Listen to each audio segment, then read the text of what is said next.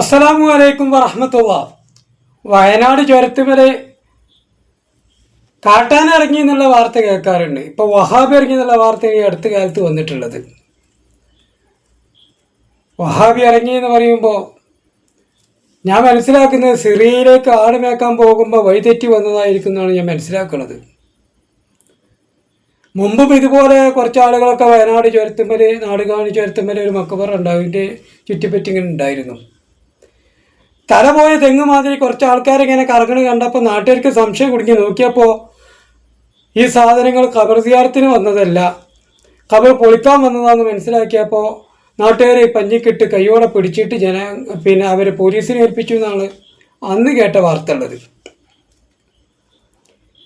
അപ്പോൾ വഹാബികൾക്ക് മനസ്സിലായി ഖബർ പൊളിക്കാനിപ്പോൾ പറ്റിയൊരു സാഹചര്യം അല്ല എന്നുള്ളതും പഴയ പോലെ തന്നെ പഞ്ഞിക്കിടുമെന്ന് മനസ്സിലാക്കിയത് കൊണ്ട് ഇവർ നേരെ എന്ത് ചെയ്തു, ഖബറിൻ്റെ അടുത്ത് ചെന്നിട്ട് അതിനെങ്ങനെയെങ്കിലൊക്കെ അവഹേളിക്കണം, പുച്ഛിക്കണം, സമൂഹത്തിലിങ്ങനെ അവഹേളിച്ചുകൊണ്ട് ഇങ്ങനെ വീഡിയോ ചെയ്യാമെന്ന് മനസ്സിലാക്കിയതിൻ്റെ ഭാഗമായിട്ട് അവിടെ വന്നിട്ട് ആ ഖബറിൽ കിടക്കുന്ന മഹാൻ അവഹേളിക്കാനും മറ്റുള്ള ഖബറുകളൊക്കെ സിയാർത്ത് ചെയ്യുന്നതും ഇസ്തിഗാസ ചെയ്യുന്നതൊക്കെ ഷിർക്കാണ്, കുഫ്റാണ് എന്ന് പറയാൻ തുടങ്ങി.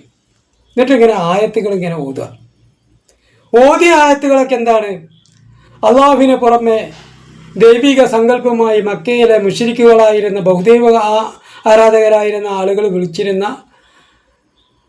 ആ പ്രാർത്ഥനകൾ, ബഹുദൈവ വിശ്വാസികളായ ആളുകൾ അള്ളാഹുവിന് പുറമെ വിളിച്ച് പ്രാർത്ഥിച്ചിരുന്ന ആ സ്വഭാവത്തെ, ആ ഷിർക്കിനെ എതിർത്ത് വിശുദ്ധ ഖുർആനിൽ പറഞ്ഞ ആയത്തുകളൊക്കെയും സുന്നികൾക്കെതിരെ, ഇസ്തിഗാസക്കെതിരെയുള്ളതാണെന്ന് വരുത്തി തീർക്കുന്ന രൂപത്തിൽ എങ്ങനെ ഓതിക്കൊണ്ടിരിക്കും. യഥാർത്ഥത്തിൽ ആ വഹാബി കുട്ടികളെന്ന് ചുരത്തിൻ്റെ മുകളിൽ ഓതി ഒരൊറ്റൊന്നും ഇസ്തിഗാസക്കെതിരല്ല, തവസ്സുലിനും എതിരല്ല.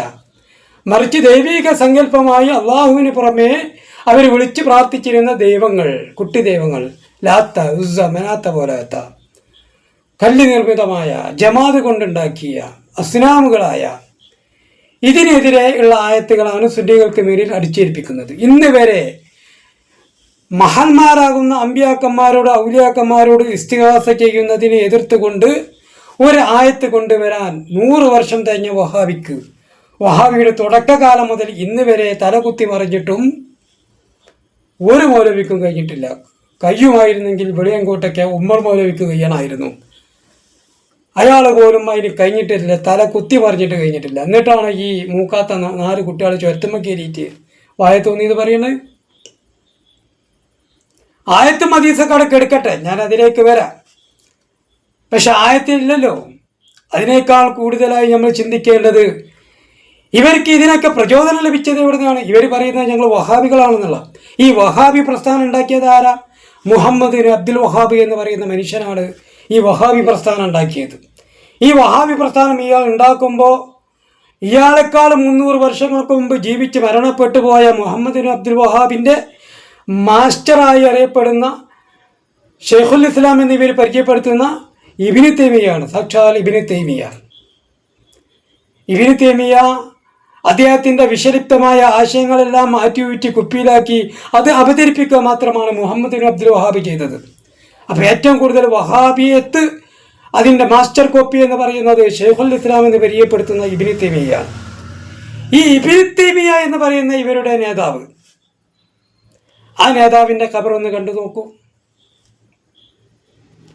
ഖുർആനും ഹദീസും നന്നായി മനസ്സിലാക്കിയ, ഒരുപാട് കിതാബുകൾ എഴുതി എന്നിവർ പറയുന്ന, വലിയ പണ്ഡിതനാണ് എന്നിവർ ആവർത്തിച്ച് പറയുന്ന ഷെയ്ഖുൽ ഇസ്ലാം എന്ന് പറയുന്ന ഈ മനുഷ്യൻ്റെ ഖബർ ഒന്ന് കണ്ടു നോക്കും.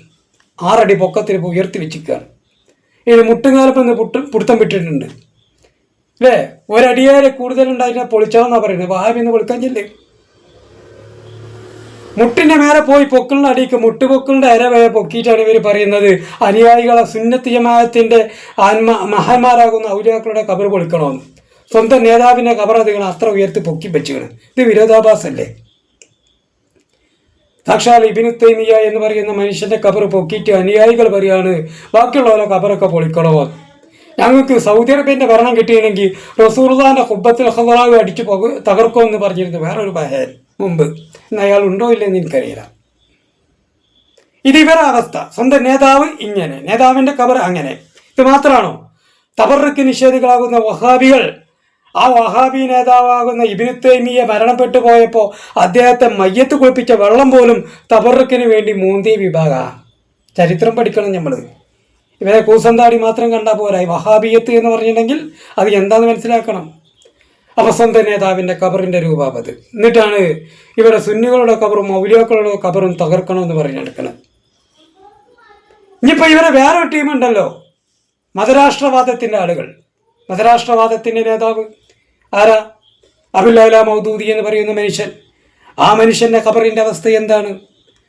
വഹാബി നേതാവായ കെ ഉമർ മൗലവി തന്നെ ഓർമ്മയുടെ തീരത്ത് കയറിഞ്ഞ ഒരു ലേഖനത്തിൽ അദ്ദേഹം പറയുന്നുണ്ട്, ഞങ്ങൾ ലാഹോറിൽ സാക്ഷാൽ അബുൽ അല മൗദൂദിയുടെ ഖബർ കാണാൻ പോയി എന്നും ആ ഖബറിനെ പൂവിട്ട് പൂജിക്കുന്ന രംഗമാണ് എന്നും അതും ഉയർത്തപ്പെട്ടതായി ജാരം കെട്ടിയ രൂപത്തിലാണ് ഉള്ളത് എന്ന് ആര് പറഞ്ഞു?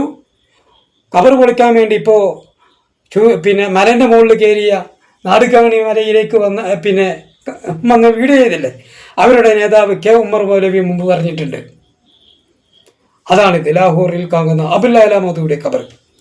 ജമാഅത്തെ ഇസ്ലാമിയുടെ നേതാവിൻ്റെ ഖബറാണ് ഇത്രയും ഉയർത്തി. ഇവരാണ് ഇസ്തിരി ചുളിയാതെ വന്നിട്ട് ഇസ്തിരി ചുളിയാതെ അങ്ങനെ നെളിഞ്ഞു നിന്നിട്ട് പറയുന്നത് ഖബറുകളൊക്കെ ലയനത്തിൻ്റെ കേന്ദ്രമാണ്. സ്വന്തം നേതാവിൻ്റെ ഖബർ അത്ര ഉയരത്തിൽ പൊക്കിക്കണം മൗദൂദിയുടെ അനുയായികൾ. ആലോചിക്കണം നമ്മൾ. മറ്റേത് വഹാബികളുടെ നേതാവ്, ഇത് ജമാഅത്തെ ഇസ്ലാമിയുടെ നേതാവ്. അപ്പോൾ വഹാബിയുടെയും മൗദൂദിയുടെയും നേതാക്കന്മാരുടെ ഖബർ അത്ര ഉയർത്തി പൊക്കിയിട്ട് ഇവിടെ അനുയായികൾ പറയാണ് ഔലിയാക്കളുടെ ഖബറൊക്കെ തകർക്കണം, അതൊക്കെ ലയനത്തിൻ്റെ കേന്ദ്രമാണ്, അങ്ങോട്ട് പോകാനും പാടില്ല എന്ന്. ഇത് വിരോധാഭാസല്ലേ? ആയത്തോടെ കേൾക്കട്ടെ, ഹദീസോടെ കേൾക്കട്ടെ, അതൊക്കെ നിൽക്കുക, നമുക്ക് ചർച്ച ചെയ്യാം. പണ്ഡിതന്മാർ ഒരുപാട് ചർച്ച ചെയ്തതാണ്. അതിനേക്കാൾ ഉപരി നിങ്ങളെ സ്വന്തം നേതാക്കന്മാർ ചെയ്യുന്ന ഇതിനെതിരെയെങ്കിലും എന്തെങ്കിലും എന്ന് പറയാൻ നിങ്ങൾക്ക് പറ്റുമോ? അത് കഴിഞ്ഞിട്ട് പോരെ വേറുള്ളവൻ്റെ ഖബറിൻ്റെ നേരെ തിരിയാൻ? ഇതാണ് വ്യക്തിപരമായി എനിക്ക് ആ വിഷയത്തെ സംബന്ധിച്ച് ചോദിക്കാനുള്ളത്.